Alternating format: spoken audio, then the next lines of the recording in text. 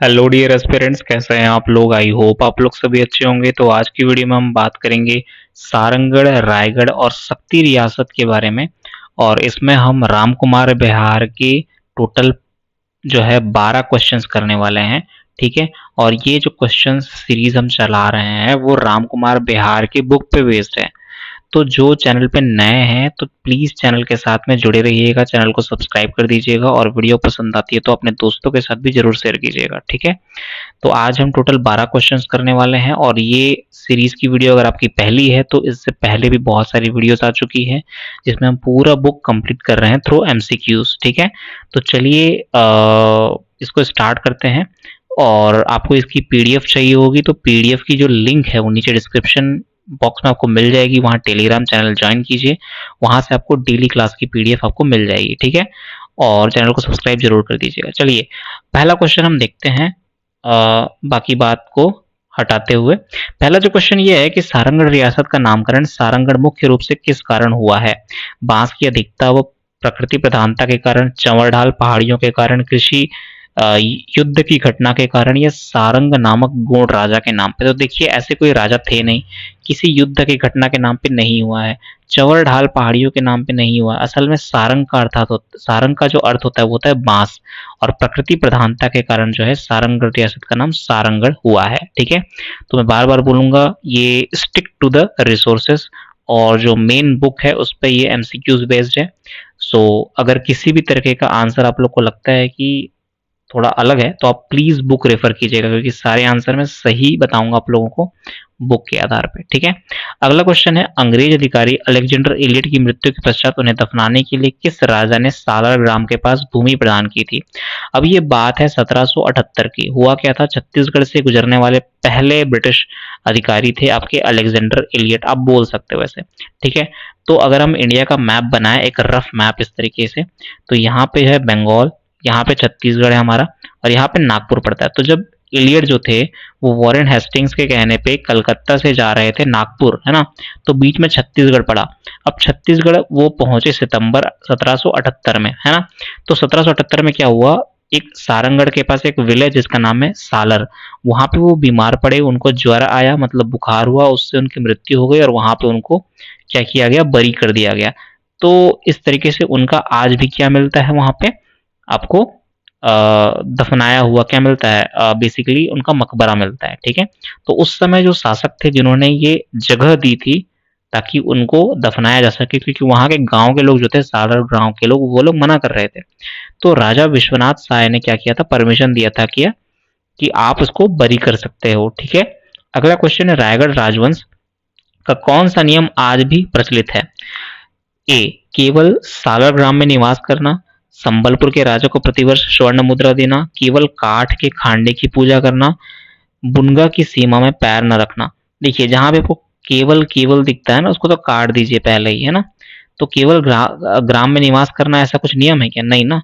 Answer इसका बुनगा। बुनगा एक जगह है, वहां पे उसकी सीमा में पैर न रखना, ये आज भी रायगढ़ राजवंश के लिए, कॉमन पीपल के लिए नहीं, राजवंश के लोगों के लिए आज भी ये नियम है कि बुनगा अर्थात एक वहां की कुल देवी थी, उन्होंने राजा मदन सिंह को जो है वो दिया था चेतावनी की तुम इस गांव में पैर नहीं रखोगे और तुम्हारे वंश का कोई भी इस गांव में पैर नहीं रखेगा। तो बुनगा की सीमा में पैर नहीं रखा जाता है। देखिए मदन सिंह की कुलदेवी के प्रकोप और चेतावनी के कारण रायगढ़ राजवंश आज भी बुनगा की सीमा में प्रवेश नहीं करता है। अगला क्वेश्चन, शक्ति रियासत के स्थित गुंजी दमोह धारा शिलालेख के संदर्भ में कौन सा कथन या तथ्य सही है। यह कलचुरी राजा पृथ्वीदेव का शिलालेख है, यह प्राकृत भाषा में उत्कीर्ण 5वीं सदी का अभिलेख है, यह गुप्त काल का संस्कृत शिलालेख है, या प्रथम ईसवी सदी का पाली भाषा का शिलालेख है। देखिए यहाँ पे देखिए ये सिमिलैरिटी दिख रही होगी आप लोग को, 5वीं सदी और पहली सदी, तो आंसर इनमें से ही कोई एक होगा। आंसर जो है वो पहली सदी है ना, फर्स्ट एडी इसकी बात कर रहा हूं मैं।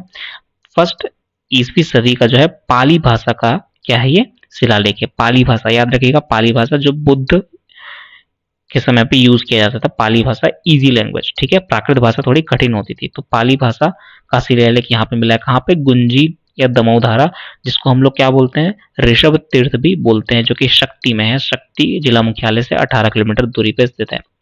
अगला जो है, सारंगढ़ रियासत के संबंध में निम्नलिखित कथनों पर विचार कीजिए। क्वेश्चन है, पहला बोलता है 1857 के महाविद्रोह के समय सारंगढ़ के राजा संग्राम सिंह ने विद्रोही सुरेंद्र शाह की सहायता की थी। दूसरा बोलता है सारंगढ़ के गिरिविलास पैलेस का निर्माण राजा जवाहर सिंह के द्वारा कराया गया था।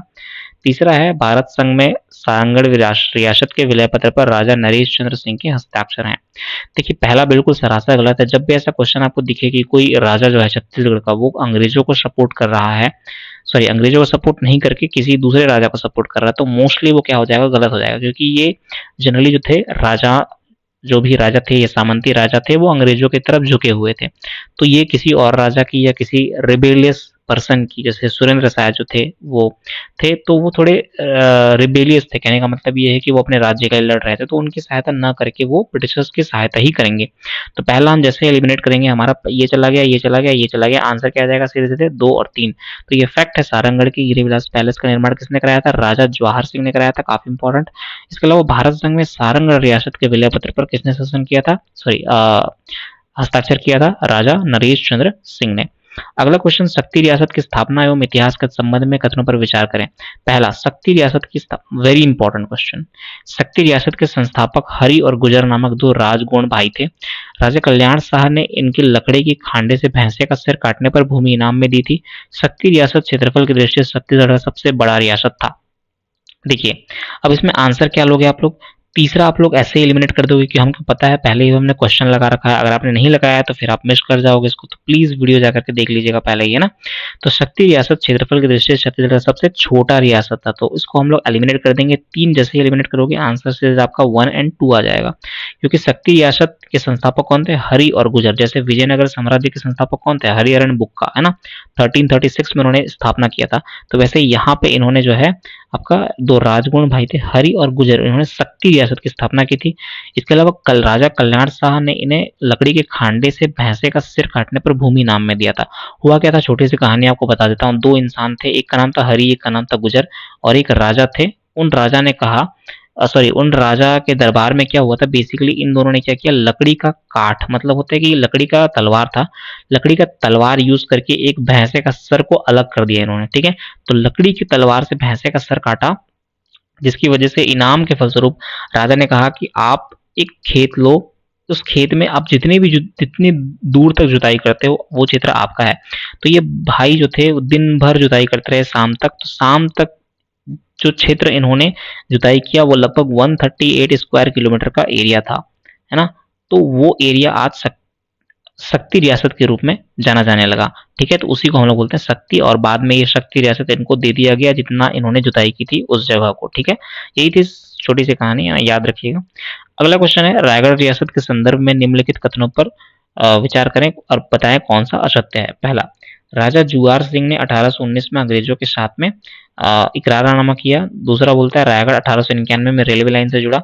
रायगढ़ के संस्थापक मदन सिंह वैरागढ़ से आए थे। विलय पत्र पर हस्ताक्षर राजा चक्रधर सिंह ने किया था। देखिए आंसर दिया हुआ है नीचे, डी ऑप्शन जो है वो गलत है बोल रहा है ना। इस पे हस्ताक्षर किसने किया था, ललित कुमार सिंह ने किया था, याद रखिएगा ये फैक्ट। इसके अलावा जुआर सिंह ने 1819 में अंग्रेजों के साथ इकरारनामा किया, मतलब उन्होंने उनका सहायता किया। इसके अलावा 1891 में रेलवे लाइन से जुड़ा था रायगढ़, ये फैक्ट है, इंपॉर्टेंट है, याद रख लीजिएगा। इसके अलावा रायगढ़ के संस्थापक मदन सिंह जो थे वो कहाँ से थे, वैरागढ़ नामक जगह से थे, याद रखिएगा। ओके, नेक्स्ट जो क्वेश्चन है वो है, बोल रहा है भारत संघ के विलय पत्र पर हस्ताक्षरकर्ता को मिलाना है आपको रियासत से, ठीक है।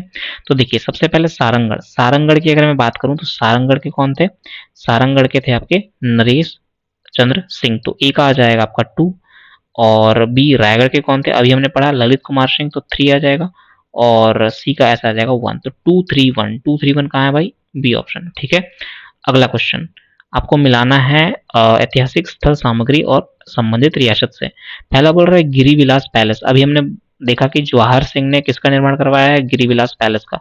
कहाँ के राजा थे वो, सारंगढ़ के, तो आंसर क्या हो जाएगा, ए का हो जाएगा 3, ए का क्या हो जाएगा 3, बी का क्या हो जाएगा काठ का खांडा, अभी हमने देखा कि तलवार का यूज कहाँ पे किया गया था, शक्ति में किया गया था, शक्ति कहाँ पे दिख रहा है 1, तो बी का 1, मतलब ए का 3 बी का 1 कहाँ पे दिख रहा है, ए का 3 बी का 1 किस में दिख रहा है, सी पे, तो हम वहीं पे इसको टिक कर देंगे।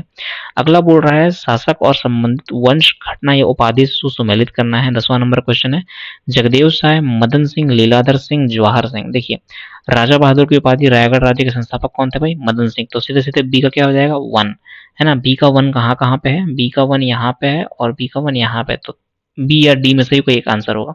इसके अलावा एक और आपको बता दूं, जवाहर सिंह जो थे वो बहुत लेविश लाइफ जिए थे।